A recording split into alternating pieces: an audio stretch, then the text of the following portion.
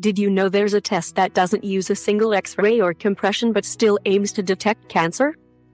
It's called thermography, and while it sounds promising, there's a lot you need to know before you consider it for breast cancer screening. Every woman wants to make the best decision for her health, especially when it comes to breast cancer, and there's a reason doctors don't rely on thermography alone. Let's break down why. Section 1. What is thermography, and how does it work? Thermography, also known as digital infrared thermal imaging, DITI, uses an infrared camera to detect heat patterns on the surface of the body. The idea is straightforward. As cancer cells grow, they need more blood flow, which raises the temperature in surrounding tissues.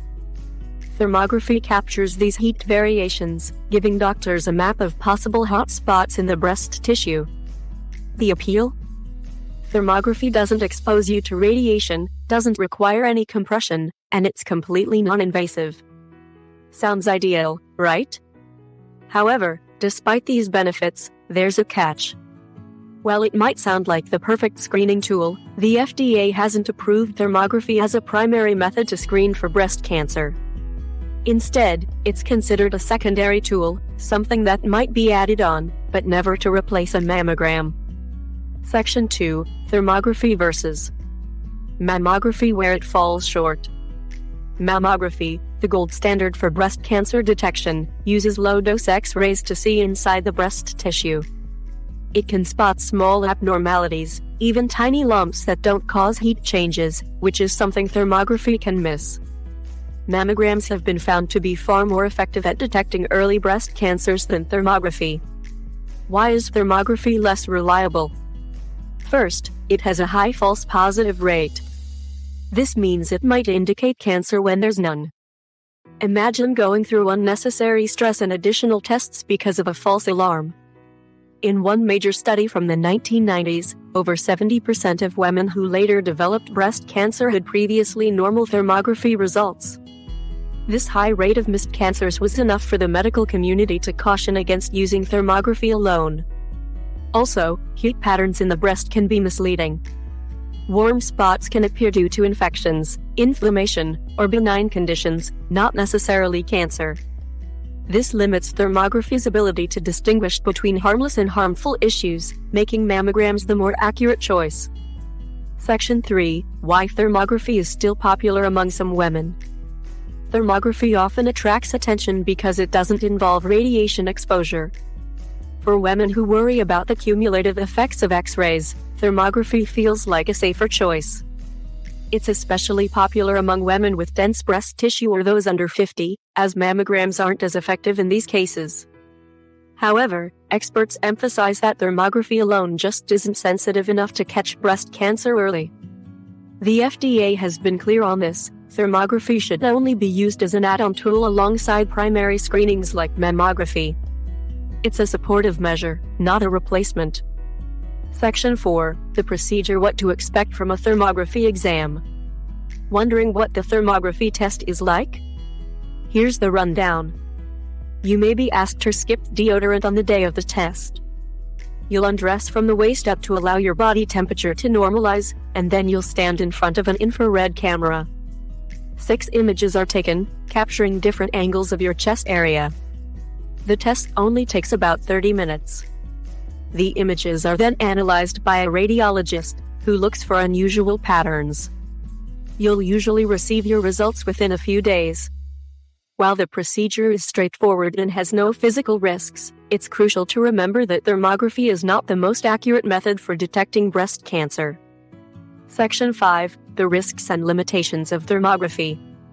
So why don't doctors recommend thermography as a standalone test?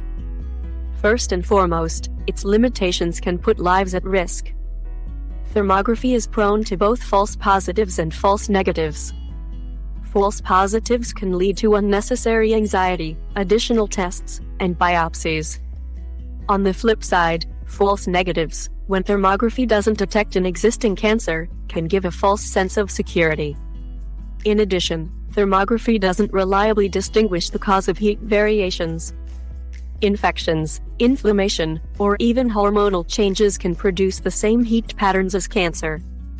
This makes it easy for thermography to either overreact or overlook real threats.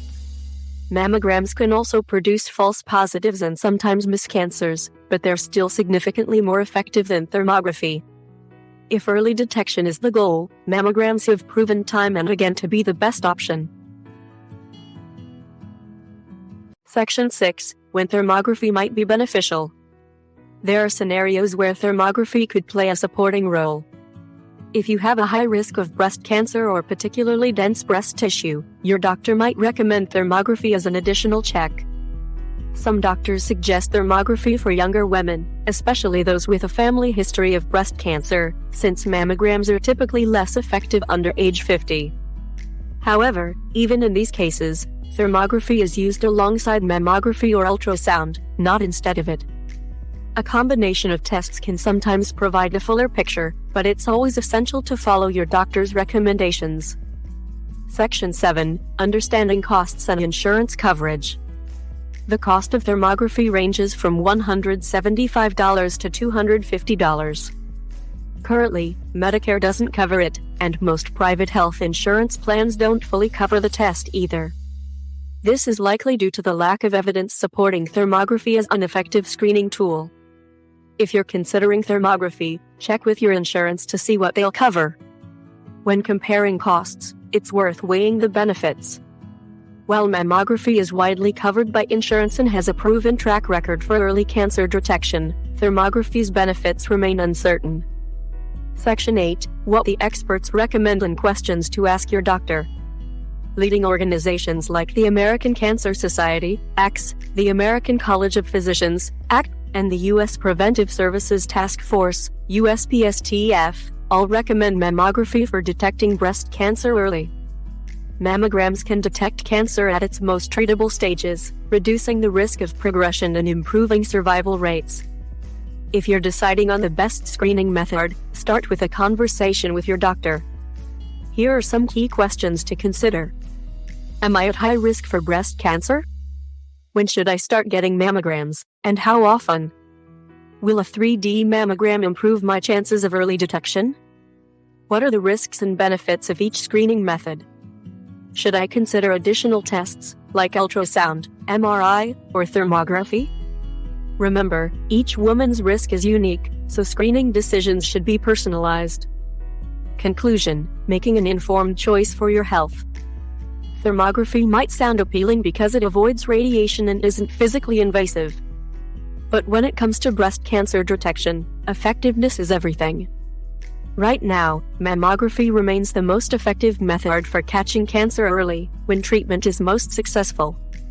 If you're concerned about radiation exposure, there are ways to minimize risk, like choosing 3D mammography, which is especially effective for women with dense breasts. Ultimately, the goal is to find breast cancer early and save lives. While thermography can serve as a supplementary tool, it's not a substitute for mammography. Talk with your doctor about your individual risk, your screening options, and the best path for you.